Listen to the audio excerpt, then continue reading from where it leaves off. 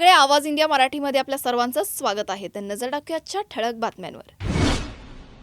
देशातील केरळ, तामिळनाडू, पुदुचेरी, पश्चिम बंगाल आणि आसाममध्ये विधानसभा निवडणुकीचा प्रचार शिगेला पोहोचलाय। यावेळी मुख्यमंत्री देवेंद्र फडणवीस आसाम दौऱ्यावर असून त्यांनी काँग्रेसच्या कामगिरीवर जोरदार टीका केली आहे। त्यांनी सांगितलं की भाजप आसाममध्ये रेकॉर्ड ब्रेक कामगिरी करेल आणि काँग्रेसच्या घोषणापत्राचा काहीही परिणाम होणार नाही। मुख्यमंत्री फडणवीस यांनी काँग्रेसवर चिमटा काढत म्हटलंय ते लोकांना ताजमहल बांधून देण्याचं वचन देत आहेत, पण वास्तविकता लोकांनी पाहिली आहे। काँग्रेसवर कोणाचा भरोसा नाही। त्यांनी नक्षलवाद विरुद्ध पंतप्रधान नरेंद्र मोदी आणि केंद्रीय गृहमंत्री अमित शाह यांच्या कार्याची स्तुती केली आहे आणि म्हटलंय की गडचिरोली सारख्या नक्षल प्रभावित भागात सुरक्षितता मिळाली आहे।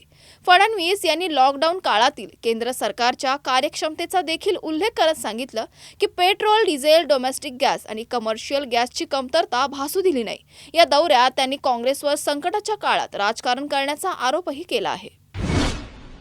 राष्ट्रवादी काँग्रेस पक्षाचे अजितदादा गटाचे प्रवक्ते सूरज चव्हाण यांनी आज सांगितलं की गेल्या काही दिवसांपासून रोहित पवार यांच्या टीमकडून पक्ष आणि नेत्यांना बदनाम करण्याचा प्रयत्न चालू आहे। त्यांनी आरोप केला की रोहित पवार यांनी पक्षात फूट पाडण्यासाठी एका एजन्सीला 5 कोटी रुपयांचं पॅकेज दिलंय। सूरज चव्हाण यांनी स्पष्ट केलं की पक्षाचे फ्रंटल सेलचे घटक यामध्ये कायम आहेत आणि ओबीसी, अल्पसंख्याक आणि सामाजिक न्याय यांना फ्रंटलाच भाग मांडणं चुकीचं आहे। पत्रकारांमध्ये चुकीची माहिती देऊन दिशाभूल करण्याचा प्रयत्न केला गेलाय। सूरज चव्हाण यांनी चेतावणी दिली की पक्षातील कोणत्याही चुकांवर निर्णय घेण्याचा अधिकार सुनेत्रा वहिनींना आहे आणि पक्षाला बदनाम करण्याचा प्रयत्न करणाऱ्यांना जशास तसे उत्तर दिले जाईल। मुंबई महापालिकेच्या आयुक्तपदी 1995 बॅचच्या IAS अधिकारी अश्विनी भिडे यांनी आज आपल्या पदाचा पदभार स्वीकारला। अश्विनी भिडे ह्या महापालिकेच्या पहिल्या महिला आयुक्त ठरल्यात। भिडे यांनी मेट्रो प्रकल्पातील कामगिरीमुळे मेट्रो वुमेन म्हणून ओळखले जातात। यापूर्वी त्यांनी मुंबई मेट्रो रेल कॉर्पोरेशनमध्ये मेट्रो लाईन 3चा प्रकल्प हाताळला आणि महापालिकेचे अतिरिक्त आयुक्त म्हणून कार्य केलं। सध्याचे आयुक्त भूषण गगरानी आज निवृत्त होत आहेत। त्यानंतर भिडे यांना महापालिकेच्या सर्वोच्च पदाची जबाबदारी मिळाली आहे। नमस्कार। आज मुंबई महापालिकेच्या आयुक्तपदाची सूत्र हाती घेताना मला अतिशय आनंद होतोय। ही संधी दिल्याबद्दल मी महाराष्ट्र शासनाचे, आपले सन्माननीय मुख्यमंत्री, सन्माननीय उपमुख्यमंत्री या सर्वांचे आभार मानते। सर्वप्रथम मी भूषण गगराणी सरांना त्यांची अतिशय यशस्वी कारकीर्द आज पूर्ण केल्याबद्दल त्यांचंही मनापासून अभिनंदन करते। त्यांच्या पावलावर पाऊल टाकूनच मी तरी सिव्हिल सर्व्हिसेसमध्ये आले, कारण ते कोल्हापूर जिल्ह्यातले, मी सांगली जिल्ह्यातली, आणि सर त्यावेळेला मराठी लिटरेचर हा विषय घेऊन भारतामध्ये तिसरे आले होते आणि तोच आदर्श ठेवून मी सिव्हिल सर्व्हिसेस करायचं ठरवलं आणि त्यामुळं आज त्यांच्याकडूनच या पदाची सूत्र घेताना मला खूप आनंद झाला। मुंबई महानगरपालिकेत आयुक्त म्हणून येणं हे माझ्यासाठी एका अर्थाने होमकमिंग आहे, कारण 4 वर्ष मी या संस्थेमध्ये ॲडिशनल कमिशनर म्हणून काम केलं। कोविडसारख्या अतिशय क्रिटिकल परिस्थितीमध्ये काम करण्याची संधी मिळाली आणि मुंबई महानगरपालिकेचं कामकाज जाणून घेण्याची संधी मिळाली। 150 वर्षापेक्षा जास्त इतिहास असलेली ही संस्था खूप रिच लिगसी आणि हेरिटेज या संस्थेचं आहे।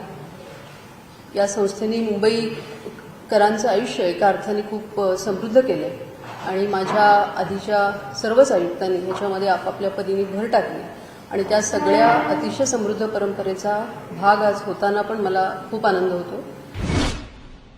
भोंदूबाबा अशोक खरात याची SIT कडून सलग 5 तासांपासून चौकशी सुरू आहे। तपासादरम्यान समोर आलं की खरात 4 वेगवेगळे मोबाईल नंबर वापरत होता। एक VIP व्यक्तींसाठी, दुसरा निवडक भक्तांसाठी, तिसरा आर्थिक व्यवहारांसाठी आणि चौथा सर्वसामान्य लोकांशी संपर्कासाठी। या सर्व मोबाईल्स आणि उपकरणांमधील डिजिटल पुरावे गोळा करण्यासाठी फॉरेन्सिक पथक तपास करते। या प्रकरणात अशोक खरात, त्याची पत्नी कल्पना खरात आणि एकूण 5 जणांवर फसवणूक आणि मनी लँडिंग अधिनियमांतर्गत गुन्हा दाखल करण्यात आलाय। शिर्डी परिसरातील जमिनींच्या खरेदी विक्रीत मोठ्या प्रमाणात फसवणूक केल्याचा आरोप आहे। पोलिसांनी मुख्य आरोपी अशोक खरात याला आधीच अटक केली असून त्याची पत्नी कल्पना खरात आणि इतर आरोपी अशोक तांबे यांच्यावर लवकरच अटक करण्याची तयारी सुरू आहे। याशिवाय आरोपी अरविंद बावके आणि किरण सोनावणे यांना अटक करण्यात आली असून राहता न्यायालयाने त्यांना 3 दिवसांची पोलीस कोठडी सुनावली आहे। पोलिसांनी सांगितलं की या प्रकरणात आणखीन काही लोकांचा सहभाग असण्याची शक्यता आहे। मुंबईतील स्थलांतरित कामगारांना गॅस सिलेंडर मिळवण्यात गंभीर अडचणींना सामोरं जावं लागतंय. राज्यातील अनेक ठिकाणी अजूनही गॅस एजन्सीबाहेर ग्राहकांची गर्दी दिसून येत असली तरी काही भागात घरपोच वितरण सुरळीत चाललंय. सरकारने ऊर्जा संकट नसल्याचा दावा केला आहे आणि विरोधी पक्षांच्या भ्रामक प्रचारामुळे ग्राहक भीतीने गर्दी करत असल्याचं सांगितलंय. मात्र प्रत्यक्ष परिस्थिती वेगळी आहे. अनेक स्थलांतरित कामगारांना मुंबईत राहण्याचा खर्च परवडत नसल्याने त्यांनी गावाकडे परतण्याचा मार्ग धरलाय. रोज काम करून जीवन व्यतीत करणाऱ्या या कामगारांना गॅस सिलेंडर मिळवण्यासाठी संघर्ष करावा लागत असून अनेकांनी सिलेंडर न मिळाल्यामुळे मोठा आर्थिक ताण अनुभवलाय. काही कामगार नुकतेच रोजगारासाठी मुंबईत आले होते, तरीही सिलेंडरच्या कमतरतेमुळे आणि बाहेरचे जेवण परवडत नसल्यामुळे त्यांना पुन्हा गावाकडे परतावं लागलं आहे. राज्याबाहेरही अनेक भागांमध्ये ग्राहकांची गॅस एजन्सीसमोर गर्दी सुरू आहे.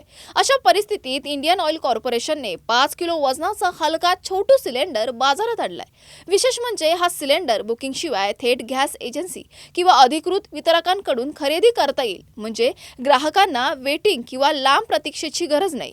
हा सिलेंडर शहरातील विद्यार्थी, कामगार, प्रशिक्षणार्थी किंवा कामाच्या निमित्ताने आलेल्या लोकांसाठी विशेषतः फायदेशीर ठरेल.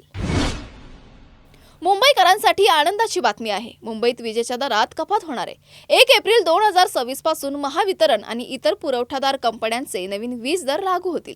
महावितरणाने 5 वर्षांच्या बहुवार्षिक वीज दर याचिकेसाठी प्रस्ताव मांडला होता आणि महाराष्ट्र विद्युत नियामक आयोगाने मार्च 2025 मध्ये हा प्रस्ताव मंजूर केला.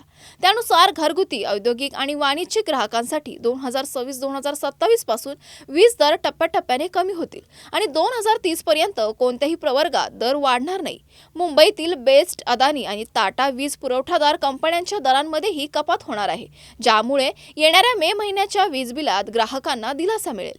ही कपात राज्यभरातील वीज ग्राहकांसाठी दिलासा देणारी ठरणार आहे.